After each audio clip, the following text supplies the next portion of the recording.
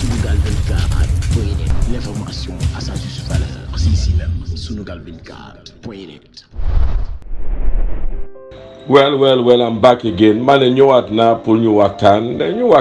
ñu understandante, but this is very serious. Léegi na la ñu bàyyi suñu xel ñu check.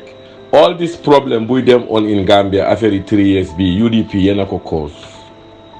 It's very difficult pour ñu mun ko understand ko waaye yéen xam ngeen ko. UDP problème bi ñoo go through ni affaire ñetti at bi yéena ko cause yéena ko cause. Li ma dee wax rek yéen Gambians yéena dee indi dictatorship seen dëkka yéena ko dee encourage pour ngeen génna ngeen xalaat ngeen wax dëgga ne Ousainou Darboe yow yaa indi problème bi yépp soo teelutoon a wax mbiri yaay defend lii in court Barrow dafa toog 5 years problème bi ni yépp duñ ko doon am waaye I will tell you this ma wala Ousainou Darboe yow ak sa groupe UDP xaw ma loo leen foog da ngeen foog ne yéen a gën a rëy yàlla waaye problème bi Gambia di face ni seet leen seen boppa because dafa mel ni da ngeen bari ay ignorance ci seen parti bi aggressive people dégga na la ñu wax dégga li la Yaya Jammeh def ba tegal leen 22 years because doo leen di wax dégga Gambians yéen doo leen wax kati dégga soo ko gisee dañ koo wax leen Ousainou Darboe dem leen UDP ngeen toog ak moom ne ko Ousainou Darboe lii nii yëpp yow yaa ko cause because yow yaa dem di wax mbiri 5 years léegi seen leader bi fa nekka jigéen ji mu ngi wax ne on the 6th of May lañ leen last invite si meeting yéen jarul leen na invite si meeting yéen a waxoon ni da ngeen a defend li in court suñ leen invite leen amul njëriñ amul benn use yéen wax ngeen seen wax ba pare ki ngeen foog ne mooy yàlla Ousainou Darboe wax na ba pare ne moom dafa tëdda dafa defend kii for 5 years wax na ko aduna yi liir yi xale yi ñëpp yëg nañ ko léegi yéen a man mënuma understand forcer place ngeen a forcer nii yéen a ngi forcer place yéen a cause lii yëpp affaire yi 3 years bi yéen mi UDP yéen a ko cause yéen a jaxase karta gi yëpp waaye da ngeen bañ pour wax dëgga ku waxa yéen ngeen ko against ku waxa yéen ngeen ko saaga ku waxa yéen ngeen ko attaque ak seen yëfi jullit yu bari yi and all this rubbish waxoon naa ko ne religion amul benn use in Africa because religion fan la yóbbu Africa bi Barrow ñëwee ees lan la wax dafa dem sampa 60 mosque Barrow ne dafa dem sampa 60 mosque juma laa dem sampa nit ñaa ngee dee si lopitaan bi jigéen yaa ngee wosin di dee unnecessary death yoo xam ne lopitaan bi mënu leen a faj Gambia lopitaan amut oxygène pour faj nit ñi mu ne dafa dem sampa 60 mosque bugale naa naxaat comme li leen Yaya Jammeh naxoon affaire religion ak julli ak yépp léegi ngeen toog di ne Yaya Jammeh mu ngi leen doon nax nekkutoon jullit ku bugga win election in Africa ku bugga dugga civil politics in Africa foo nga ñëw di pretend di wax ne yow jullit nga yow lii la loolu lañ leen di jël di nax religion amul dara pour def ak politics parce que ku ñu dee use religion yépp tapali lañ sàcca lañ ñii dee use religion di leen blind di leen nax tapali lañ sàcca lañ so dañ leen dee nax su ko defee ngeen ne waaw diine la diine bi déedéet Gambians it's time ngeen ubbi seen bët it's time ngeen ubbi seen bët lopitaan baa ngi noonu dara nekku fa young women yaa ngee dee young boys yaa ngee dee xale yu ndaw yaa ngee dee unnecessarily treatment bu baax sax xamuñ ko seen docteur yi sa dafa mel ni amuñ benn education xam nga fu ñu study seen docteur yi mënuñoo faj kenn am na ñuy wosin foofu di dee am na ku dee tey am na ku dee démba simply thing mënuñ ko toppatoo ngeenaan ñëw fii di ñu nax with nonsense Gambians yi xam nga lu tax ngeen dee xëccoo affaire yi position affaire yi place Gambia dégga waxkati dégga amu fa politiciens yi du ñoo wax dégga bi ñëw na tam su security force yi ak police yi déglu leen rek keroog bi ñoo wax commandant bi ñu ko interview Mr Mbuub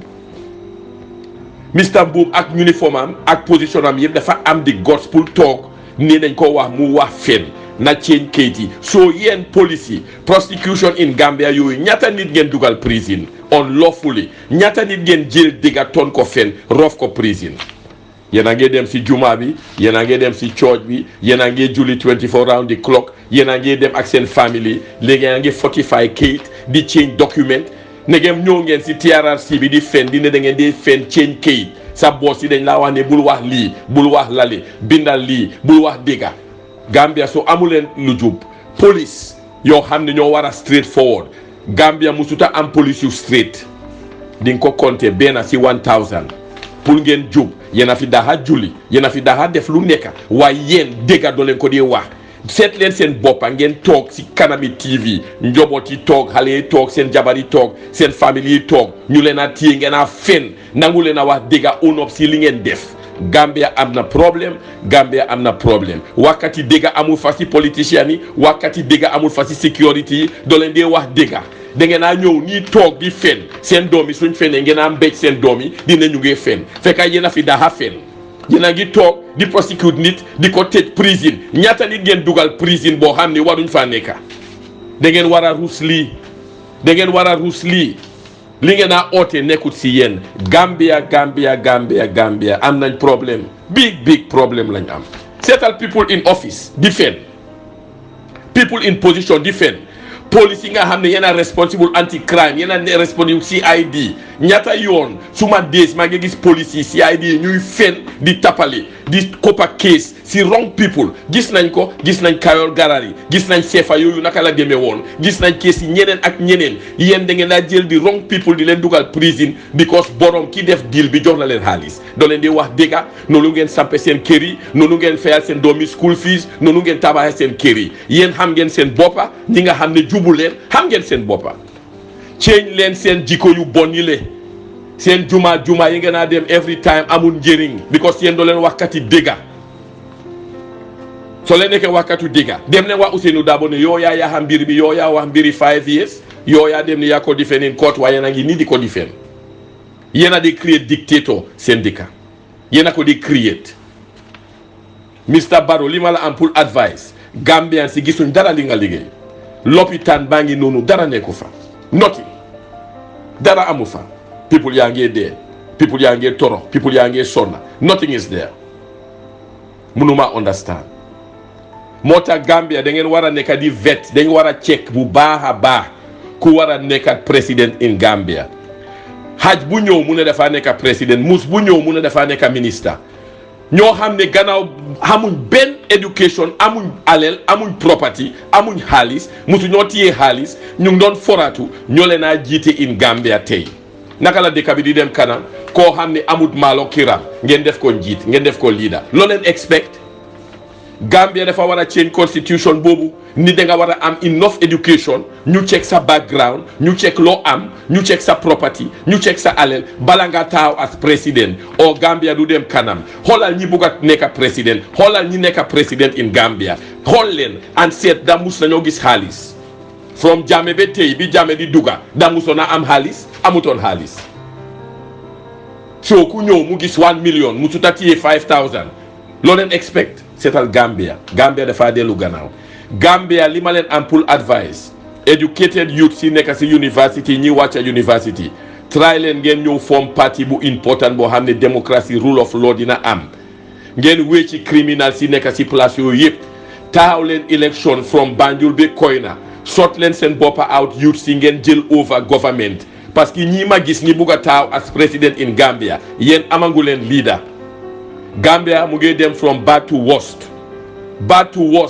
ceem leen ngeen check seen boppa ngeen seet youth si jóg leen youth yu educate yi university products yi jóg leen ngeen form party start leen ngeen bugg a walk through naka ngeen a mun a jël over dëkk boobu parce que Gambia ñi fa nekka nii kenn jubut ñëpp fenkat lañ from the commander ba si suuf from police ba si suuf from political party ba si suuf woon leen ñana dee wax dëgga yéen a ngi toog di gis gars yi di dem TRRC di wax fen dégg ngeen jaay see di démba lu mu doon wax dégg ngeen ñeneen xamut dara xamut lii gisul seet leen lii ba pare ñoo fi daxa julli Gambia am na problème de bu ngeen toogee ngeen teg julli aside religion aside ngeen def li ngeen war a def lu ndaw li yàlla ne ngeen def ko de leen ko dee def ngeen ñoo wax affaire yi julli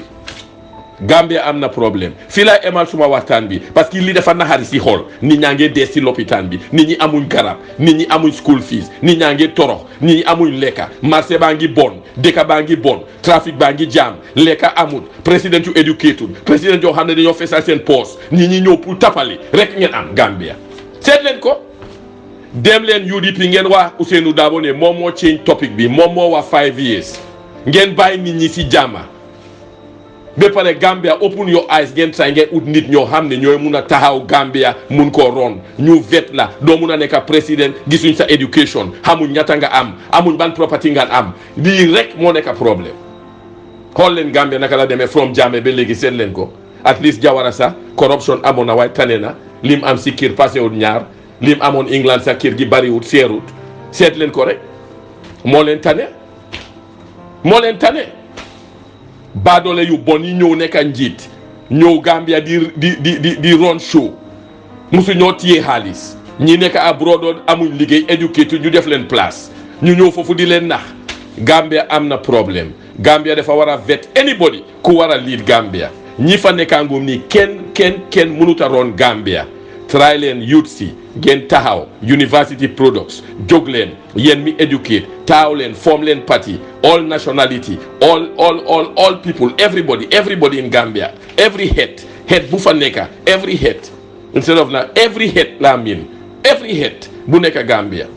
from Serer Jola Bambara ma everything boo xam ne is Gambia ngeen form party taxaw Gambia educated people ngeen change seen mind ni family ak seen parents yi ñu xam ne ñii fa nekka nii njuuma lañ ñii bugg a taxawaat njuuma lañ ut leen parti bu correct educated people ngeen mun a change Gambia o Gambia du dem su ma xool fees na maa ngi am messages maa ngi gis people yi dee unnecessarily people yi nga xam ne garab sax mënut a am waaye gaa ngi feesal seen poos yi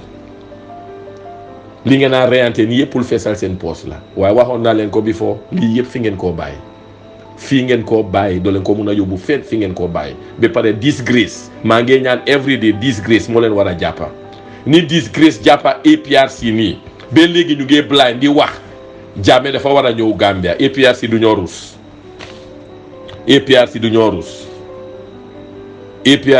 rus UDP ngeen ñëwaat dem leen wax Ousainou Darboe ne moom moo change affaire yi moo ne 5 years. Honorable President Mr Adama Barrow su fekkee ne mënuloo yóbbu Gambia comme ni ko gars yi di waxee da nga war a bàyyi bul yàqa sa jàmm bakken bëggut dara lu dul jàmm li ngeen a jël ak li ngeen a enjoy moytu leen xamu leen fan ngeen ko feyee ji waaye bind leen suma wax bi lu waay nit jël ak lu waay nit def boo xam ne du sa bos di nga ko feyaat yéen a ngi still by guy in mile 2 ñu ngi langa am na ñoo xam ne ñu ngi remind ba léegi how many years depuis Jammeh yóbbu leen fa ñu ngaa langa demu leen sot leen out bi ngeen a dem da ngeen génnee ñi ngeen xamoon rek seen nit yi ak seen mbokk yi di res ngeen fàtte leen fa ngeen ne justice la selective justice moo am Gambia depuis time yi Jawara ba tey selective justice yéen seen boppa rek ak seen mbokk yi ñoo xam ne jaaykat yi essence lañ sax léegi jongaleen place ñoo xam ne musu ñoo am dara jongaleen place ñoo xam ne musu ñoo gis 5000 jongaleen place nga expect ñooñu ñu liggéey waxoon naa la ko before ne la independent nga da nga war a stand up an independent government waaye bi nga demee dugalante ak UDP indi leen yëpp si place yi APRC xamoon naa ne di nga daanu doo am tur bu baax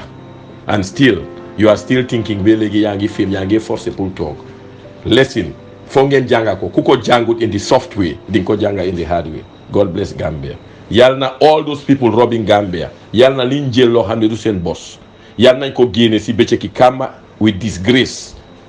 waaw disgrace bu mag yal na leen jàppa ñoo xam ne ñu ngi tappale Gambia di lekka loo xam ne askan bi ñoo ko war a njëriñoo askan bi ñoo ko war a enjoy ñu ngi ko jëlal seen boppa ak seen joboot yi yàlla na leen disgrace fekka foofu lii laay ñaan ak Gambian bu bugg a Gambia da nga leen a déglu message bi yónni leen ko round ngeen seet ngeen ñaan di seen ñaan parce que li ngeen war a lekka kenn a jël ko ñoom ñaar ñu séedoo ñu enjoy seen joboot yaa ngi enjoy yéen a dee wër si mbedda bi si naaj bu tànga bi di toskare ñoom ñu toog si air condition moto yéeguñu liy xew président yuy jàlla ministre yuy romba xanaa du amuñ bët di gis naka la dëkk bi mel xanaa dëkku ñoon si dëkk bi di gis ni ñi ñoo toroxee from Banjul ba Talindi nga seet lu baax lan lu baax nga fa gis lan lu baax dara lu baax nekku fa